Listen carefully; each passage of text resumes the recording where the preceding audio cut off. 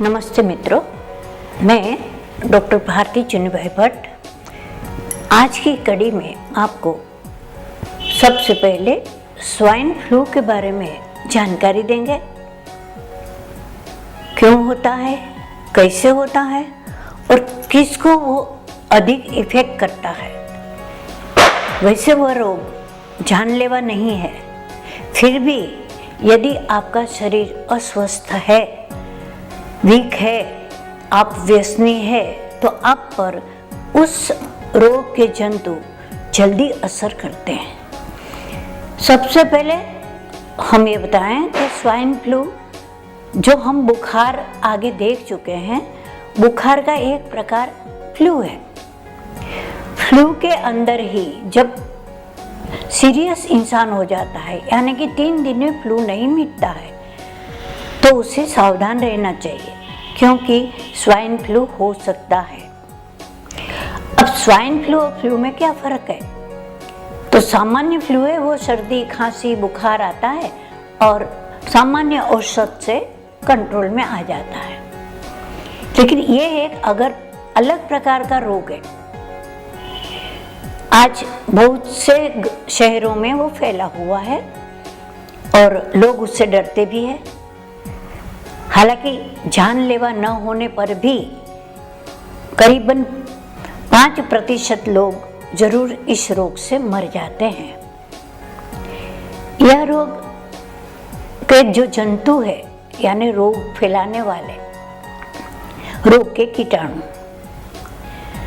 तो इतने बारीक होते हैं कि उसको देखने के लिए हमें माइक्रोस्कोप की जरूरत पड़ती है।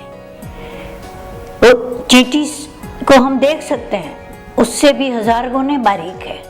यह जंतु खुली जमीन और गंदी जगह पर मौजूद होते हैं, इसीलिए खुले पांव कहीं नहीं जाना चाहिए।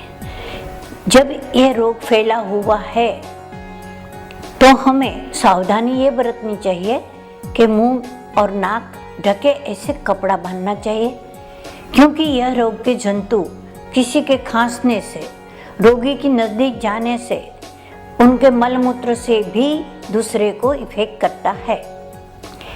बच्चों को और बुढ़ों को और रोगी व्यक्तियों को स्वाइन फ्लू जिसको हुआ है उसके करीब नहीं जाने देना चाहिए। अब ये जंतु जो स्वाइन फ्लू के हैं वह सिर्फ 1.5 हाथ यानी कि 1 से 1.5 फुट तक ही चल पाते हैं जहां पर वो पैदा हुए वहां से। अब उनकी आयुष तुम देखो तो वो सिर्फ 8 घंटे ही जिंदा रहते हैं। यदि कोई कीटाणुनाशक दवा डाली या तो सूर्य का प्रखर ताप हुआ तो वो मर जाते हैं। लेकिन उसी समय यदि हमको लग गया तो जैसे चींटी काटती है तो अनुभव होता है, वैसा भी कोई अनुभव इस जंतु के काटने से नहीं होता है। इसलिए आपको इस रोग के जंतु ने काटा है या नहीं वो तुरंत मालूम नहीं पड़ता है। यह रोग फैलने में 3 से 7 दिन का समय लगता है। यदि आप हेल्दी है तो 3 दिन में वो जंतु आपके हेल्दी शरीर के अंदर जो श्वेत कण है उसको मार देते हैं, यानी निरोगी जो शरीर है उसमें यह रोग ज़्यादा असर नहीं करता। लेकिन जो व्यक्ति वीक है, रोगी है, व्यसनी है, उसको ये 7 दिन में असर दिखाता है। अब हम सोचे उसका असर कैसे मालूम पड़े? तो जो बुखार सामान्य है 1-2 दिन में कोई भी दवाई लेने से उतर जाता है। यह बुखार उतरता नहीं है, बढ़ता जाता है और फिर 7 दिन में वो अपना पूरा शरीर को इतना दर्द देता है कि पथारी में आपको पड़ा रहना पड़ता है, कि कोई भी दवा जब असर नहीं करते तब हॉस्पिटलाइज होना पड़ता है। और आगे बताया वैसे 5% लोग इसमें मर भी जाते हैं। तो हमें सावधानी क्या बरतनी चाहिए जब ऐसे रोग शहर में फैलते हैं या कहीं हमें मालूम पड़ता है कि फैल रहा है, तो सावधानी के तौर पे हमें कुछ आयुर्वेद की दवाइयाँ घर में रखनी चाहिए। इस रोग के लिए आयुर्वेद में बहुत विस्तृत वर्णन किया गया है। अब हम उसके बारे में सोचें तो सामान्य दवा क्या है। तो आप कोई भी रोग निवारक यानी आयुर्वेद की दवाई, महामृत्युंजय रस, सुदर्शन गणवटी, त्रिभुवन कीर्ति रस, इनमें से किसी भी दवाई या तो तीनों दवाई, एक सुबह, एक दोपहर, एक शाम को एक एक गोली ले सकते हैं। अब सबसे बढ़िया एक काढ़ा होता है जो आयुर्वेद में बहुत विश्वास रखने वाले लोग आपको बताएंगे। तो हम यही बताते हैं कि आपके घर में तुलसी होना ज़रूरी है।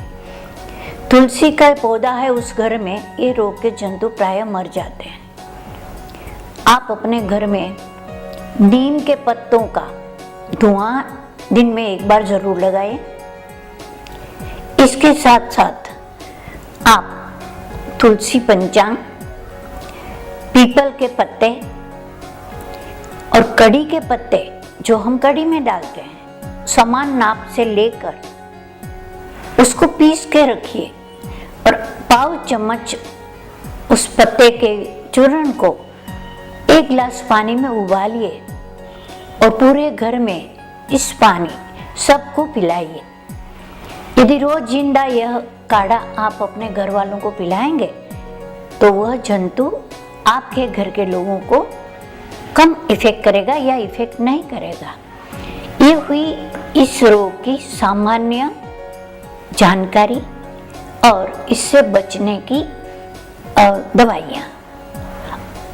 और सबसे बढ़िया बात इसमें यह है कि स्वस्थ व्यक्ति को इसका कोई असर नहीं होता। इससे लिए आप स्वस्थ रहना सीख लीजिए। पूरी नींद, समय पर खाना और निर्व्यसनी जीवन जिसका है वह निरोगी रहते हैं और उसको ऐसे रोगों की असर प्रायः नहीं होती है।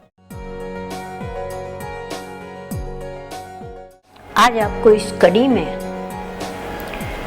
ज्वर के बारे में कुछ बताना चाहती हूँ, जो सामान्य तरह से किसको भी कभी भी, छोटे बच्चे से लेकर बूढ़े तक सबको हो सकता है।